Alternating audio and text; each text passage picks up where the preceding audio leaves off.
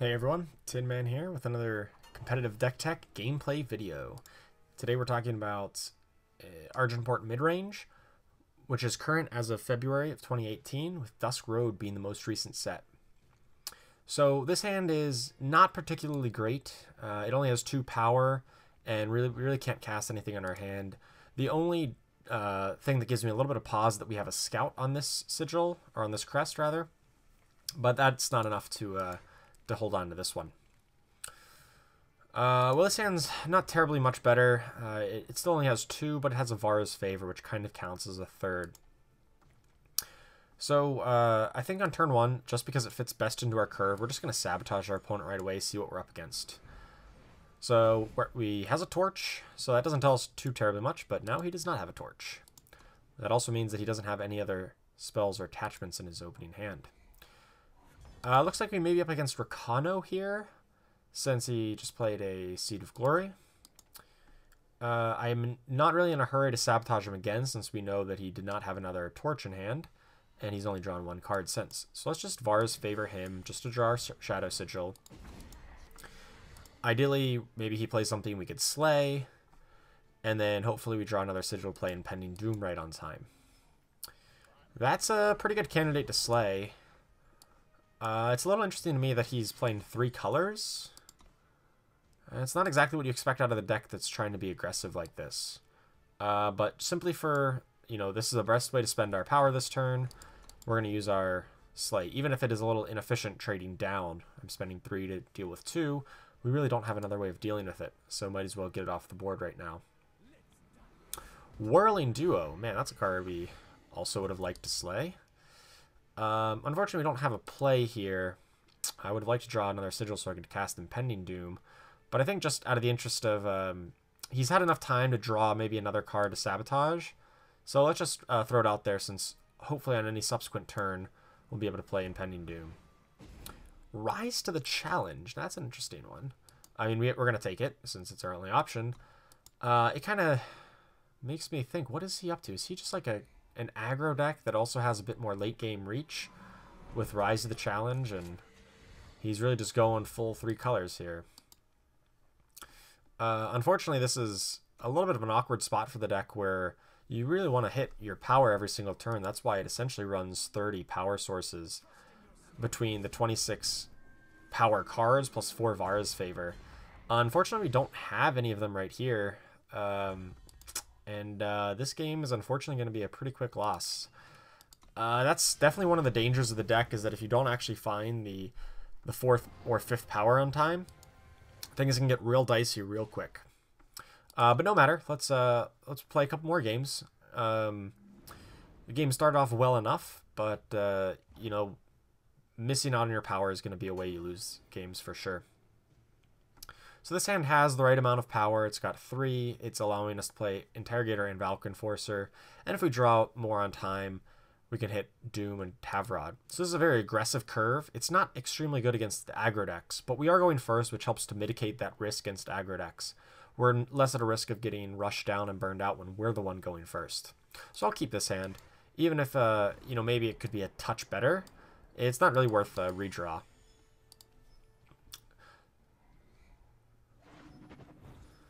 So he's playing Stone Scar of some variant. It's nice that he didn't have a turn 1 play. Since we are not going to have another time to cast this Vara's Favor for a while, we're going to play a 3-drop on 3 into a 4-drop on 4. It's best to just throw out the Vara's Favor right now, even if we're not getting a kill on a unit. Because this will allow us to hit a good curve of Interrogator into Impending Doom. Another Crest. So he looks like he's maybe more of a 3-color deck. There's a 3-color Armory deck going around that's quite popular. So that looks to be more along where he's at. So it's good that we have this kind of aggressive curve. He has a stop here, so probably has a torch, which is unfortunate for us. Yeah. So in an ideal world, we just get to start beating down with these things. But if he has a lot of efficient spot removal here, then we could be in a bit of trouble. He's casting Vara's Favor, which is good. That means at least he won't have like an instant speed Annihilate or something for this Impending Doom. The whole point of playing Impending Doom here over Vara's Favor, obviously if we'd played Vara's Favor, then we could guaranteed cast Tavrod this turn, but I think it's more likely that we just naturally draw a Sigil, and it's better to get the threat out on the board and then hope we get lucky, because even if we don't draw the Sigil for a turn, we can still cast Vara's Favor plus Auric Interrogator and still have a reasonable next turn. So we're kind of we're taking the higher risk but much higher reward as opposed to the low risk, low reward. Because in these kind of control matchups, you really need to get the pressure going. You can't afford to take a turn off just playing a Vara's Favor or something in the mid game when you could be playing a powerful threat like that. So we did miss here, but that's all right. We'll do that same play. We'll use this to draw our Sigil, and then we'll play one of our threats. I believe Interrogator makes the most sense because it just has more power on it compared to the Unseen Commando, for instance. And based on his deck, he's unlikely to have, you know, a flying blocker or something. Well, I say that right as he plays Inquisitor Mocto, but we can deal with that quite easily with a Valk Enforcer.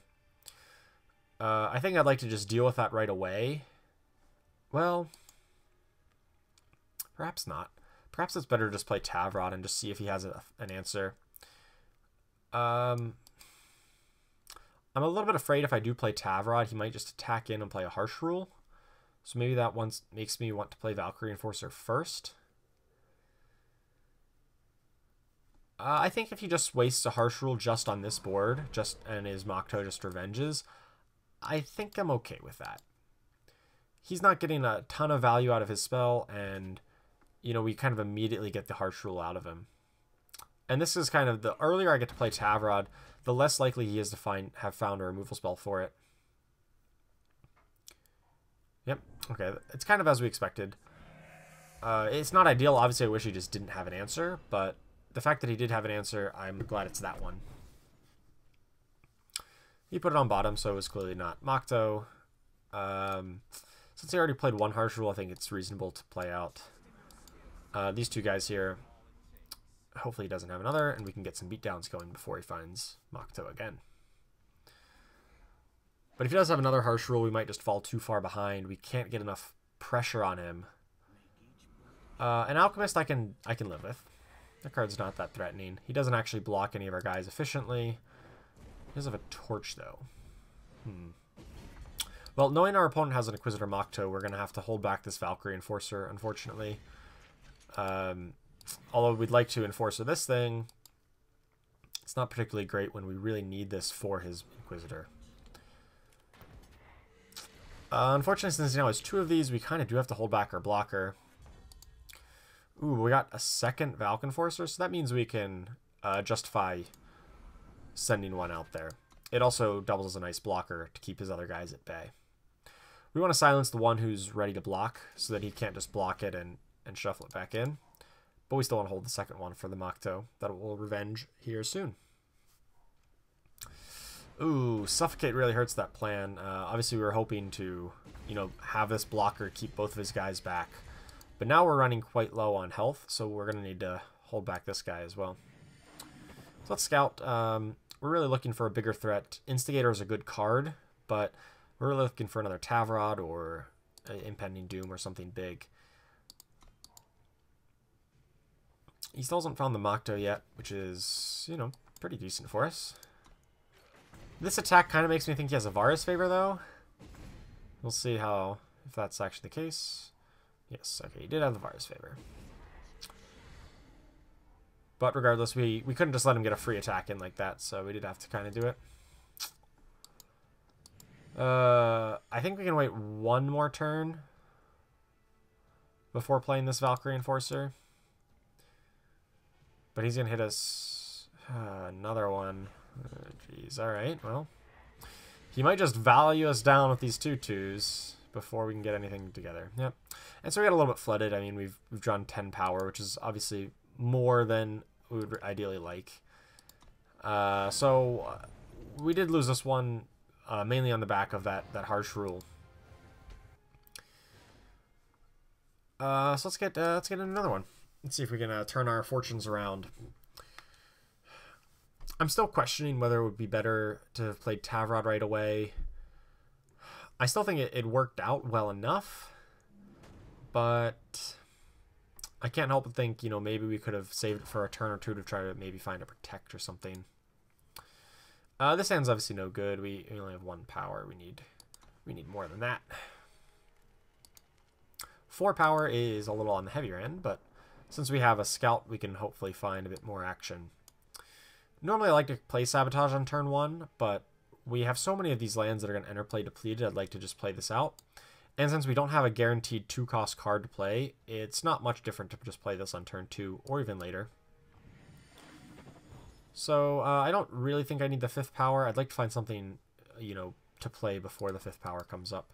So we'll put that on bottom. Even though I do need the 5th one eventually for Tavrod, I don't want to leave that on top because I do want to find some kind of thing to play on the board. Some unit or removal spell. We'll just keep running it back. You know, another scout. Not bad.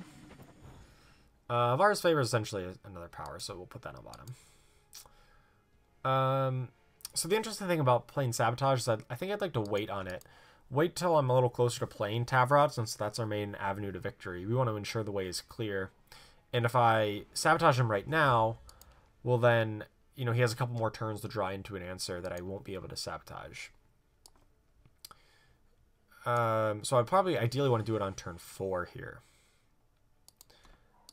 Unfortunately, we don't have a good play, but if he just plays something big like a Sandstorm Titan or something that will die to Vanquish, well then we're in pretty good shape. We can Vanquish it plus Sabotage and hopefully set up for a turn 5 Tavrod that he has no answer to. We could be extremely safe and wait till turn 6 if we have a 6th power to protect Tavrod. And depending on what we see on the Sabotage, that may or may not be our line of play. Mysterium Orb. Now that's an interesting card. +1 maximum power for each of your explorers. Your sentinels have endurance and overwhelm. Okay. Well, Vanquish is probably going to be pretty good against him. Alright, so let's see what's going on with the Sabotage. Ancient Defenses. Well, that's our only option to take, so I guess we're going to take that one. Makes sense to play Instigator and Seed of Vengeance.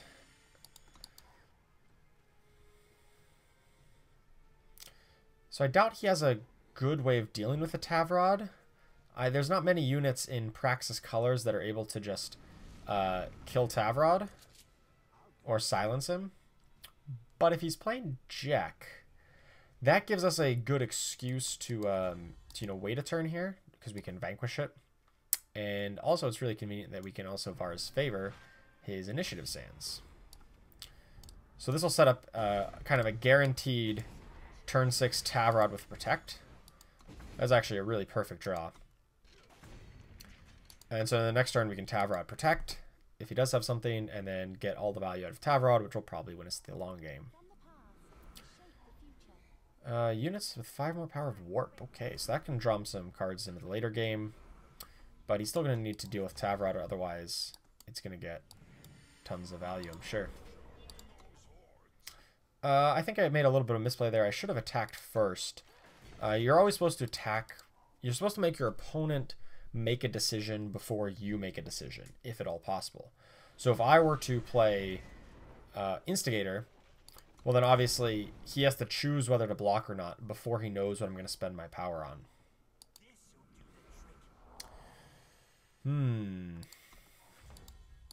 So this is a little bit unfortunate, right? That I can't reasonably attack with Tavrod since he can, you know, make multiple blocks.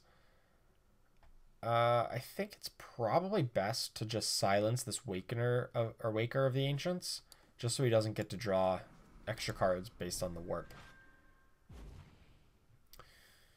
But other than that, I think we have to hold everybody back and just annihilate units where we can. Hopefully we find something like a Bloodletter or a Slay so that we can kill Heart of the Vault and start getting it in with Tavrod and hopefully drawing some cards. So that's an interesting attack by him. One that I can like deal with pretty well here, right? I can block like so. What could he possibly be having? like Torch maybe. There's not really any buff spells, so like anything that he's conceivably playing here, I can beat with Protect. So we'll make the block. If he was Injustice, I'd be a little bit afraid of Talir's Intervention. Interesting. Okay. I guess it was kind of just a free roll attack, but interesting. Sure. I mean, that made sense. Dealt 2 damage and redrew a card, but alright, well, we're just going to have to annihilate that guy right away. I guess I was thinking more of a Torch along the lines of what he possibly could have. But that one made sense too. So we still, unfortunately, cannot attack. But we can attack in the air, which is going to get him dead pretty quick. Another Mysterium Orb does not particularly scare me. I think we just attack in the air and we'll get him dead in a couple swings here.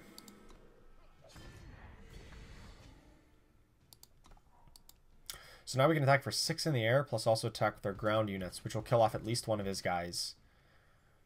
I think it makes sense to just block here and there. Saves us the most damage, and he sees the writing on the wall and concedes. So nice, now we got the win there.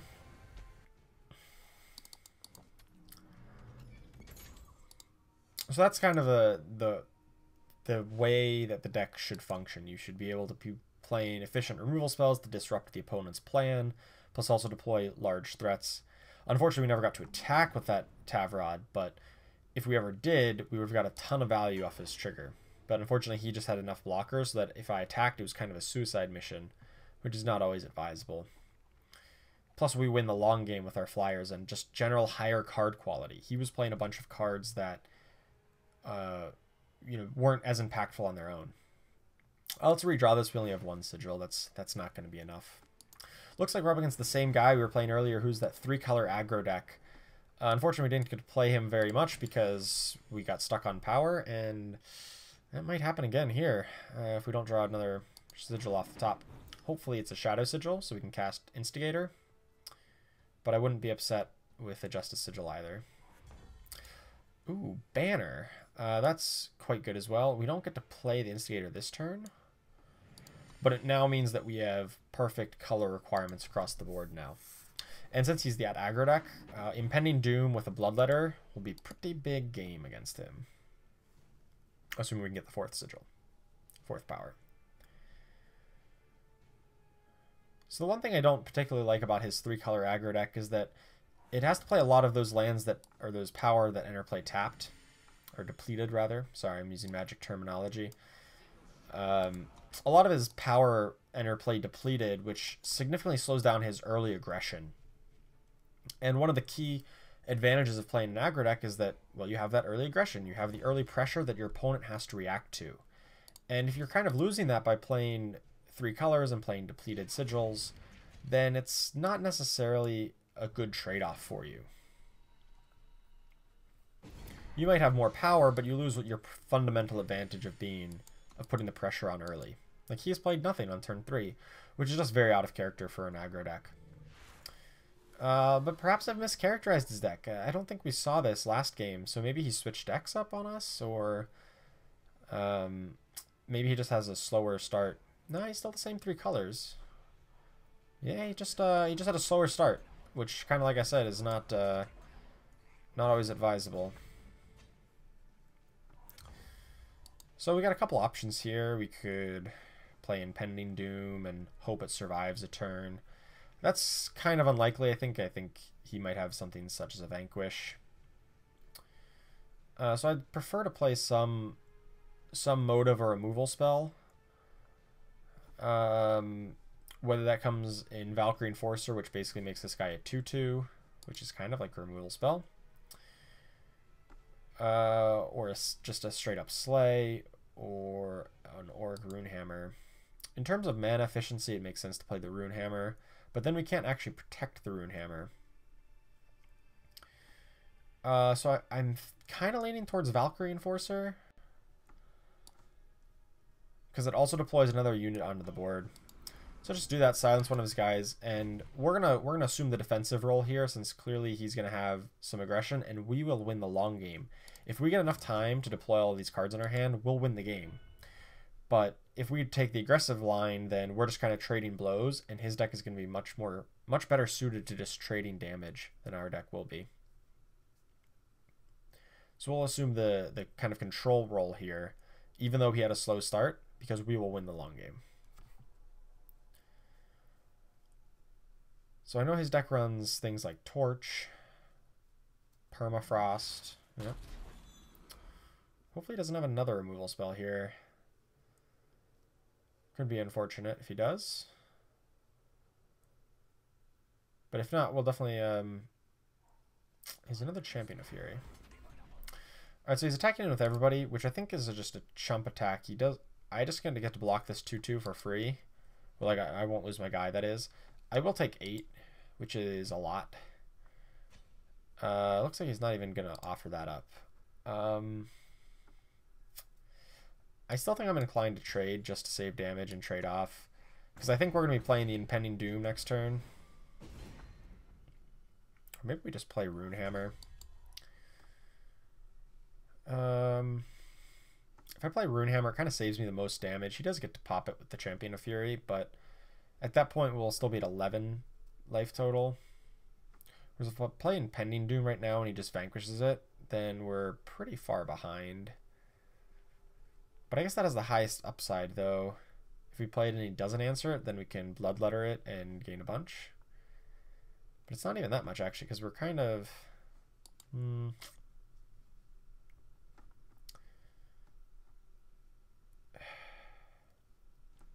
This is a tough spot. I obviously wish I had like another power or two so that we could, you know, get up to 6 power and play 2 of our 3-cost cards at once. But I think we have to take the risk that he does not have a way to deal with Impending Doom. He did not have another Permafrost, otherwise he would have frosted the Valkyrie. I'm only really afraid of exactly Vanquish here. Or a Permafrost off the top of the deck. So that was just unfortunate. I mean, clearly he just top decked that. That was not a card he had in his hand last turn. So that's just going to be game over. Which is kind of surprising.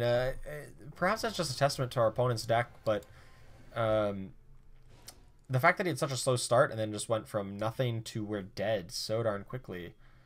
Part of that was us never drawing more than 4 power. We just got flooded with being only ever able to cast 1 card per turn. If we maybe had a couple lower cost cards, we would have been able to play more than 1 per turn. And he had just very efficient ways of dealing with our larger units. So he kind of flipped the script on us, like I was saying in the deck tech video. My efficient removal spell in cards like Slay, if you're playing threats that cost, you know, 1, 2, or 3 power, and I'm using 3 and 4 to deal with it, well, you're getting the better end of that bargain. And my deck is not nearly as efficient. So obviously we had to redraw that hand, but only had 1 power. This hand is marginal. We are going first, which kind of helps a little bit. But we'll just turn 1 Scout and hopefully find a 2-drop. I don't really want a 4th power. We've got nothing to spend the 4th power on.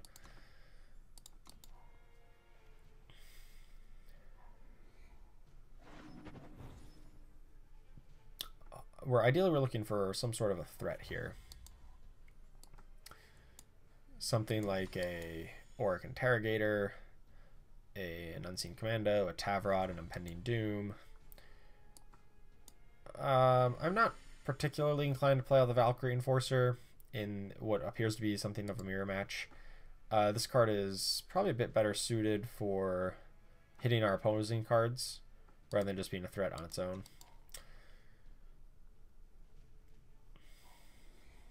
I was actually playing 3-color, probably more of that kind of armory style deck.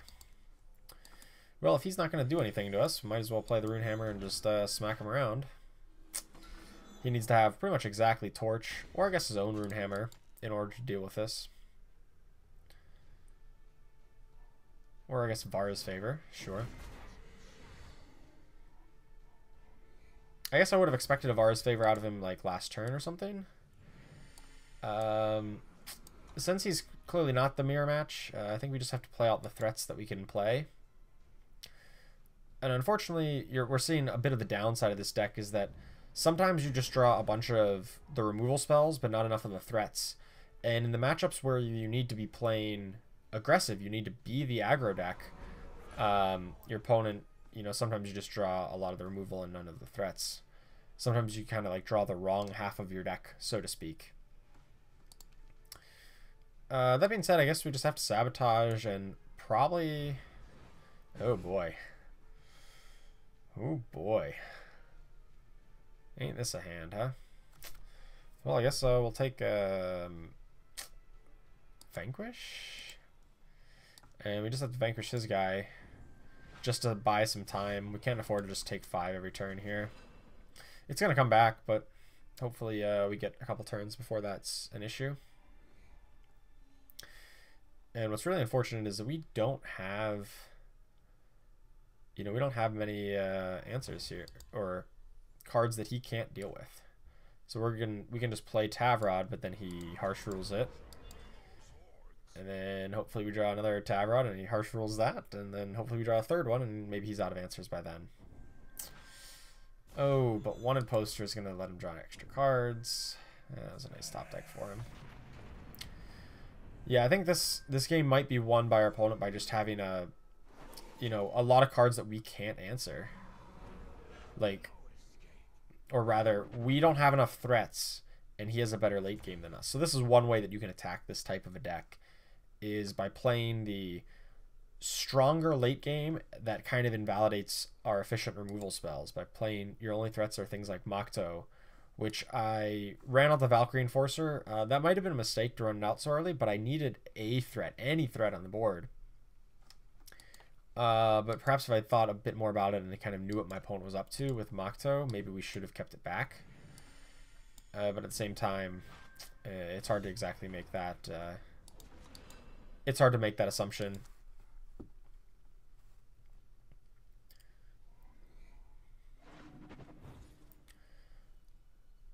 So I'm not going to say this game's completely lost yet, but it's kind of trending that way. Just because of... Oh man, a second Makto? Well, now we can deal with it, at least. To some extent. I think I'll just slay this Makto right now. Maybe we can bait out another one of his harsh rules on like my only threat that's out there. Maybe? Come on, harsh rule it. Another Wanted Poster? Okay, so his hand is Vara's Favor, harsh rule, 2 cards. Pretty good hand, huh? And then there's Akaria. That's even more of a problem, huh? All right, I think we're pretty much dead in the water at this point. So we're just gonna concede to save ourselves some time here. So, unfortunately, we didn't have a very great record on this gameplay video. We went, what was it, 1-4 or something. But that's okay. The main point I wanted to get across is kind of understanding the gameplay patterns of this deck and kind of what it's weak to and what it's strong against. And I think, despite me losing a lot, I think we kind of illuminated what beats this deck. And with this deck being so popular out on ladder and in tournament play, it's important to understand those things. So... 2 of our losses were against control decks that had kind of better late game than us. You know, they had bigger threats. They made our cards like Vanquish and Slay pretty inefficient since their threats had Aegis, or they had constant revenge with Makto, or something like that. And they also had enough direct removal spells to deal with our threats, who don't have much protection of their own. On the flip side, we also lost games where our opponents got way more aggressive than we could handle. You know, they were playing Champion of Fury and Vadius and Whirling Duo, who are efficient 2 and 3 cost threats. So my efficient removal spells suddenly aren't all that efficient anymore. You know, they're paying 2 or 3 to answer 2 or 3 cost threats. And then he had things like Permafrost to deal with my Impending Dooms, Argenport Instigators, Unseen Commandos. So he was actually playing the more efficient version, had more efficient threats, more efficient removal. So that's the other way to kind of go about attacking this deck. Unfortunately, we never really got to trigger Tavrod in those games. Although in the one game we win, Tavrod was holding down the board and threatening to attack at any time. So I hope that really gives you some more insight into how this type of deck plays and how to better attack this deck if you think it's a problem that you're running up against a lot in tournament play. So be sure to check out my other gameplay videos here on my YouTube site, or head on over to Twitch TV/tinman354 to check out gameplay there for this and other great Eternal decks. Thanks for watching, guys. Really appreciate it.